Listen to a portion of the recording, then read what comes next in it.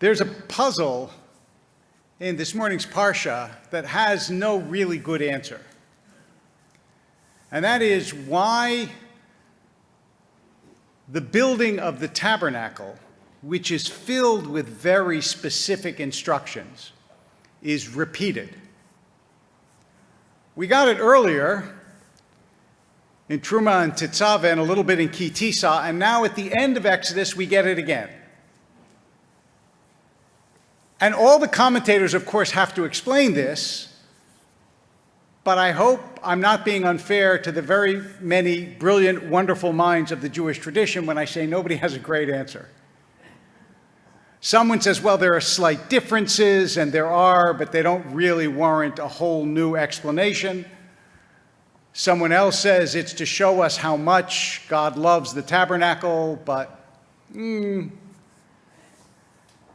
And the one that is landed on, for example, by Nechama Leibovitz, based on Mendelssohn on the Biur, is that each characteristic has symbolic significance, and so you can multiply the symbolisms over and over again, and both explanations have different symbolic structures, but again, that is the kind of explanation that happens after the fact. It's not the kind of explanation that would have occurred to you unless you had to explain something that was impossible to explain. So I'm not going to give you an explanation. It's not as though I could come up with one that they didn't already think of. But I am going to learn a lesson from it. And the reason that I choose this lesson is not so much because it's obvious if you look in the Torah, but it's obvious if you look at our world. The lesson that I want to draw is how very difficult it is to actually build something.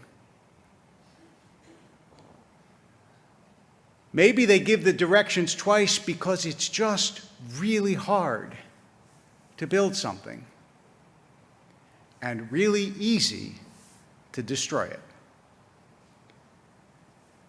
That's true in a physical sense. It takes a long time to build a building, and it takes hours to knock it down, but it's even more true in a societal sense. I don't know how many of you are familiar with G.K. Chesterton's brilliant fence law, but let me tell you Chesterton's fence law, because it's terrific. Chesterton said, if you come across a fence in the middle of a field and you don't know why it's there, you're not allowed to knock it down. If you come across a fence and you know why it's there and that purpose is no longer good, then you're allowed to knock it down. He said, but too many people in society run across things doesn't make any sense to them why you would do that, and so they get rid of it, not realizing until later that they just didn't know what the reason was. Because it takes a long time to build something, and it's easy to knock it down. If you ask yourself, why is it that the Russian Revolution and the French Revolution both ended in slaughter, and the English Revolution and the American Revolution did not? It's because the Russian Revolution and the French Revolution wanted to burn everything down and start from the beginning. And then they had to slowly learn that a lot of the things they wanted to burn down actually were there for a reason.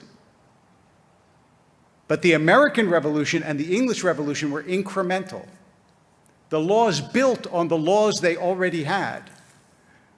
They didn't come to America and say, nothing in England is good, and we're going to destroy it all. And the same thing is true with the English Revolution. They didn't throw out the Magna Carta. Instead, they tried to fulfill it. And I say this because of what's going on both here in America and also in Israel. No matter what side you are on, and this is not going to be a side-taking sermon,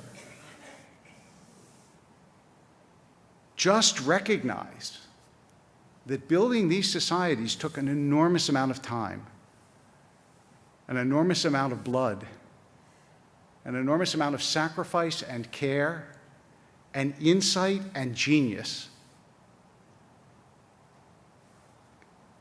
Tearing it down takes almost none of those things. It's true of families, of buildings, of businesses, of societies. Maybe the Torah repeats it because it wants us to understand that you're about to go into the land of Israel in the Torah.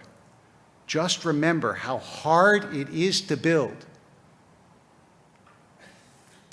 And don't give up on what you built too quickly.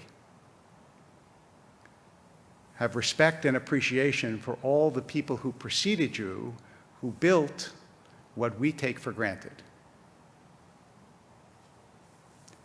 And before you knock it down, you had better know very, very well why those fences were put there. Shabbat shalom.